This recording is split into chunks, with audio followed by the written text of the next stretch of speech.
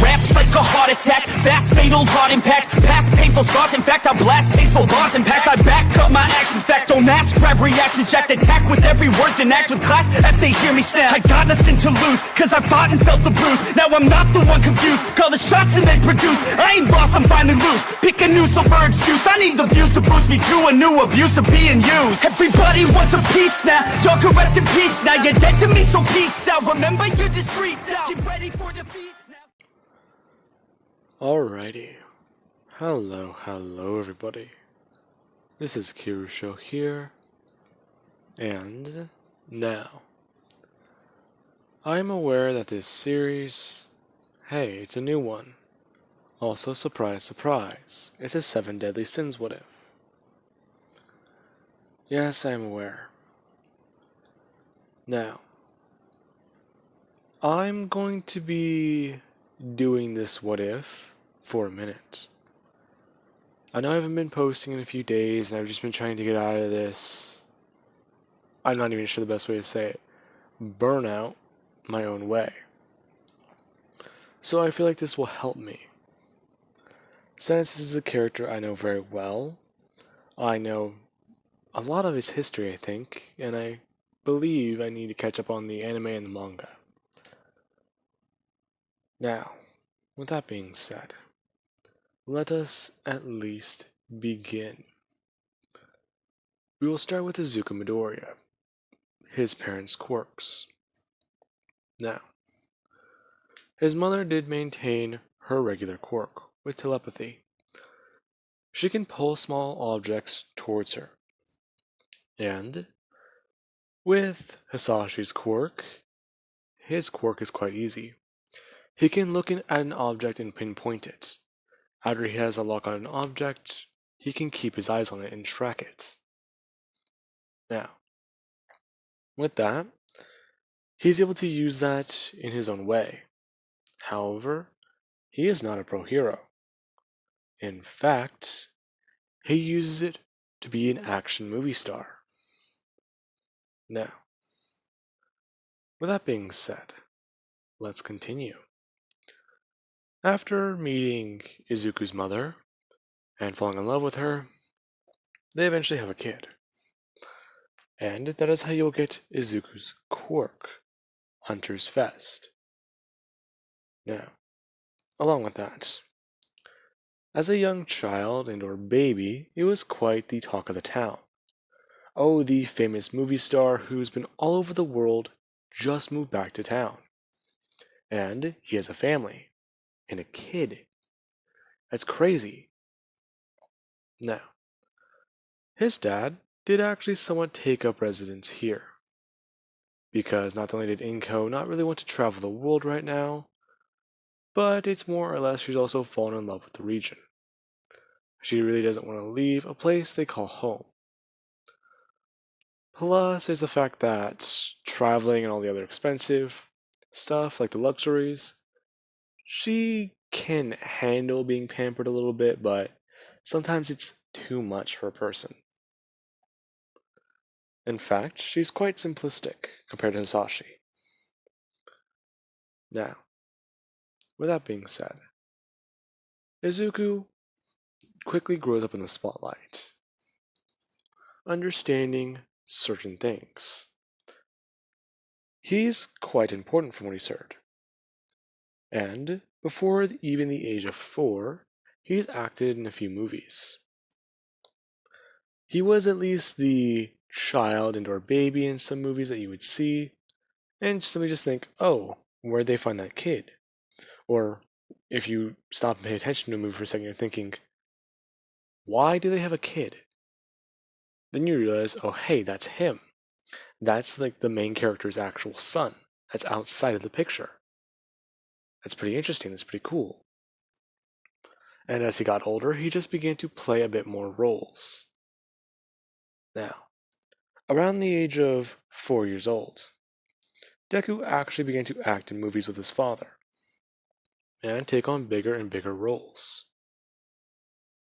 Now, before Deku even learns about his quirk, they get done filming for the day, and they are told that the premiere will be held, let's say at least, sometime within the next 2 to 3 weeks. Basically telling the actors to rest up, relax, and have some fun. To which point, Hisashi decides that, right now, might be their best time for a little bit of a getaway. They can escape the country for a while, head out, and have some fun. They can get away from things, the stress of work, and actually take a proper vacation. And Hisashi, he's thinking that they could probably go somewhere he won't be recognized. So, they decide to travel. Now, let's see. I believe that could work. I'm not too sure exactly where the location is. But, for a giant mythical tree, let's say, somewhere around the Mount Everest region, there is a small little valley, hidden to the world. This magical place, what used to be a forest, long before man finally took over the earth. They simply just forgot. They forgot about magic and many, many things. Now, with that being said, while they are flying over this region, this is quite strange. Something is going on the plane, and it goes down. The plane encountered a failure, and whenever it was flying, it began to crash down past the Himalayas. It was lucky enough to avoid the mountains. However, it crashed in a very strange valley, where it was so cold and unforgiving in the weather, suddenly turned into a forest. Somewhat of a strange area. For a minute, if you weren't paying attention and you blinked, you would just think that you were having a bad dream. The flashing lights, the sirens, the warnings to put in your seatbelt, everything. Just gone. So what happened? Now, the plane did crash down, and they were able to actually survive. However, it's quite simply the fact that getting to civilization is going to be a problem. And this forest, or this magical looking place, they're not too sure where they are. They can't find it on any map, any place, and, well, it's just strange. Now, within the next few days, they begin to try and survive. Hisashi is able to locate food with his quirk. And Inko, if the food is too high up, let's say like berries, plants, and or basically anything that can be on a stem and grow from a tree, she can grab with her quirk. And Izuku, he's somewhat watching this all go down. Meanwhile, there is somebody actually watching what is going on. The guardian saint for the Fountain of Youth. Now, they began to travel, and they just were shocked. They walked in the same direction for almost a week straight, but nothing happened. Their compass, they could have swore they walked somewhere over 200 miles. Even then, it just doesn't make sense. Was it 200? Was it 50? Was it 100? Nothing makes sense here. Why is that? Plus, it seems like it just gets more dangerous the further they go in. Do they... Shit. Do they really not know where they're going? Is this map wrong? What's wrong with it? Now, as this is going on, eventually they do actually make their way closer and closer to the giant magic tree. And then we do have tonight Izuku. He is having a nightmare. He's having a nightmare about an old horror movie he's seen his dad work in. And he watches as blood and gore flies all over the screen. And he jumps awake. As soon as he does, he begins to actually roll over. The fire is crackling and his parents are asleep. And Izuku decides that right now would probably be the best time for him to go use the bathroom. Since if he falls asleep again, he might pee himself. So he does actually go to walk off. Now, as Izuku walks away, he actually does do his business, then walk over to a river and look up at the sky. It's so beautiful here. This place, it's crazy. There's so many stars shining, there's so many trees, there's so many berries, plants, and a few animals. Some that he hasn't even really heard of before. Now, with that being said, while that is going on, let us cut over to the giant tree. It is currently somewhat, almost, in ruins. Ever since the fairies scattered and the clan died, many things have been happening. Many things have passed. In all this time, she has finally done the one thing that is nearly impossible. She's grown old. And she believes that her life will come to an end. So, once she passes, the fairies are extinct. The giants, you name it. Every single race there ever was, they're just gone. First it was the demons, and the holy ones, or the angel clan. After they were sealed, poof, gone again. Never to be heard from by anyone. They just vanished. Then eventually the clans began to die out. Humans weren't perceived as much of a threat. That's probably why they survived. No one just bothered to squish them, kill them, and take them down. And whereas other clans began to die of sicknesses, diseases, humans developed medicine. Whereas, let's say, a certain percentage of medicine can cure a human, it would take probably at least 20 times that to cure any other species. Fairies excluded. The fairies have been hunted by humans, and that just drove them into hiding more. Eventually, they became story tales, and or at least what most people call imaginary and bedtime stories. And as Elaine sits there, just thinking, she stares at the fountain of youth.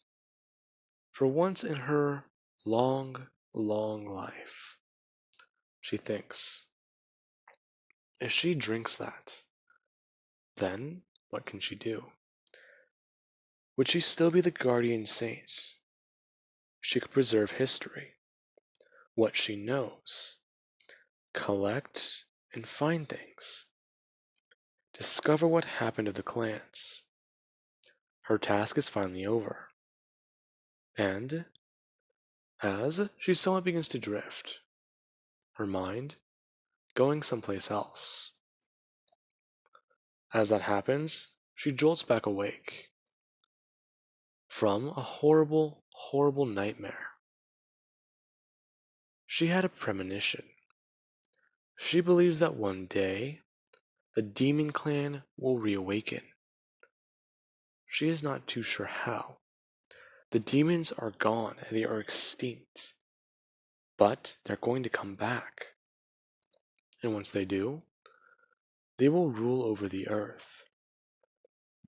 They will destroy, steal, just leave everything in ruins. And there's no one in existence who could save anyone.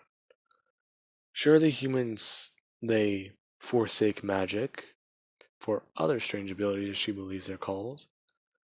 But even then, what can she really say? And do?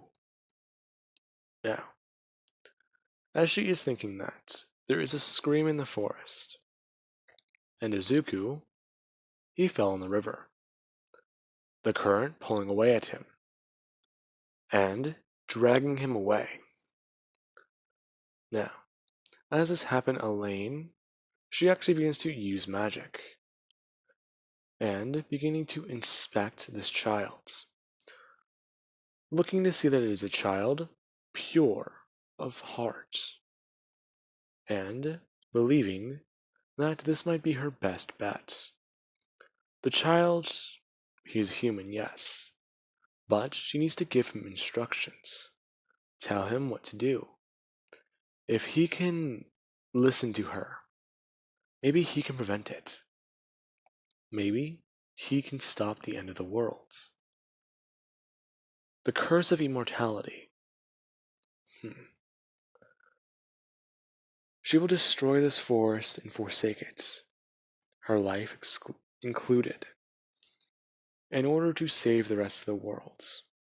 A sacrifice no one will even know was made. However, she does wonder, her brother Harlequin, whatever became of him? He died sometime in the past. If he was still alive today, what would he do? He was lazy, so he wouldn't even take action. So, that is just what Elaine does. She takes action that the Fairy King wouldn't do, goes against the laws that he would put in place to simply just try and stop her. And she saves this young boy. After Midoriya's flowed downstream for a long time, he is almost about to go over a cliff. Whenever he is pulled out by a branch, and all of a sudden, an old woman walks out of the forest with a pair of wings and holding an old cup. And her hands are shaky and unsteady, asking the young boy if he is alright. And Izuku is somewhat crying, yelling that he wants his mommy, he wants his mommy. To which Elaine simply just tells him that she will let him find his mother. However, she does have a few questions, beginning to learn more about this child, using magic and understanding. From looking at this child's soul and his mind, he wants to be something called a pro-hero. A hero. Just like the fabled King Arthur. Perhaps this child will be a good candidate. Elaine, bending down and inspecting his wounds, telling the young boy that she can give him a power that would help him. Would he accept it? And Midoriya is somewhat confused, asking what she's talking about. To which she goes on stating, she is a very, very old woman. She has lived for countless millennia. And that if she is going to continue on, she will die soon. She is fairly certain. This is the end of her lifespan. If she has an estimate, well, it would either be a few days or even a year. Instructing the young boy that before she does go, she knows that a great danger is coming, and that this young child will need to face it. He will not be strong enough in his future, so that is why she offers him this. holding up the cup, making sure not to spill any of the liquid inside, telling the young boy that with this, he will become a great warrior, and the sacrifice he will make with his power, it will be good. He will keep people safe. He will save the worlds. And Izuku is surprised and shocked at the same time. As Elaine begins to instruct him, he is going to be powerful, and that he should not worry. Since his body is so young and underdeveloped, well, this is what she will do. Her stating as she somewhat begins to just use some magic. She modifies Midoriya's body a little bit. Basically, instructing Midoriya that the Fountain of Youth, in its power, she is going to allow him its abilities, powerful regeneration, and near to invincibility. Midoriya will be able to take any blow and any strike and survive. Along with that, he will have a longer lifespan, far longer than any other normal humans. And this surprises him. Her going on to state that eventually one day whenever he reaches his prime, he will stay that way, forever. Once he reaches that point, there is no going back. And that this gift cannot be removed. Now, Midoriya understands, and he takes the cup, swiftly drinking it before his wounds begin to heal. As soon as he does, wow, surprise, surprise, he feels so much better. He feels so much stronger. And there's what begins to happen. The forest, you can already see leaves beginning to fall, and somewhat start dying. The forest is losing its power, and sometime within the next month, it will be completely destroyed, dead, left to rot. And she instructs Midoriya. He is to fight the Demon Clan. They will have a power of darkness, and it is unlike anything he will ever face. Telling him that his opponents, they will wear seals, and they will be vicious. Now, as she says that, she disappears, and uses more magic, putting Midoriya to sleep until he is found. Now, Midoriya is found the next day, asleep by the river. Inko and Hisashi assume that he pulled himself out, and was so exhausted that he just fell asleep. But that's impossible. It took them so long to find him.